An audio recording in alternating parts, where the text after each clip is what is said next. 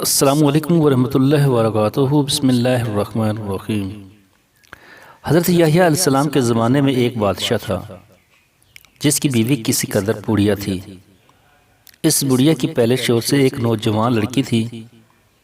بڑھیا کو یہ خوف ہوا کہ میں تو بڑھیا ہو گئی ہوں، ایسا نہ ہو کہ یہ بادشاہ کسی غیر عورت سے شادی کر لے اور میری سلطنت جاتی رہے، اس لیے بہتر ہے کہ اپنی جوان لڑکی سے اس کا نکاح کر دوں۔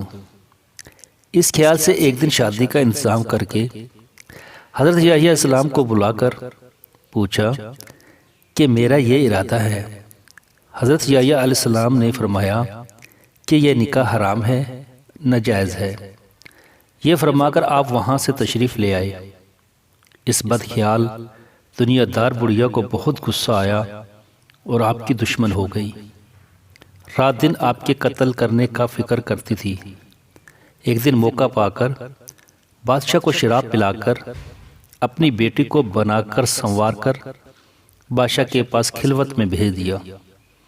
جب بادشاہ اپنی سوتیلی بیٹی کی طرف راغب ہوا تو بڑھیا نے کہا، میں اس کام کو خوشی سے منظور کرتی ہوں، مگر یحییٰ اجازت نہیں دیتے۔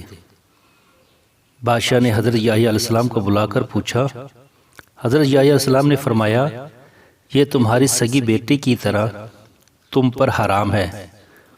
بادشاہ نے جلاد کو حکم دیا کہ یحییٰ کو ذبح کر دو۔ فوراً جلادوں نے حضرت یحییٰ علیہ السلام کو ذبح کر دیا۔ شہید ہونے کے بعد بھی حضرت یحییٰ کے سر مبارک سے آواز آئی کہ اے بادشاہ، یہ عورت تجھ پر حرام ہے۔ اے بادشاہ، یہ عورت تجھ پر ہمیشہ کے لیے حرام ہے۔ سبق: فاسق و فاجر اپنے نفسانی خواہشات کی تکمیل کے لیے بڑے بڑے مظالم ڈھاتے ہیں۔ فاسق و فاجر عورتوں کو خوش کرنے کے لیے اللہ کے پیاروں کو بھی قتل کر دیتے ہیں۔ دوستو، ویڈیو اچھی لگے تو لائک اور شیئر کریں، چینل کو سبسکرائب کریں تاکہ آنے والی نئی ویڈیو آپ کو مل سکے۔ اللہ حافظ۔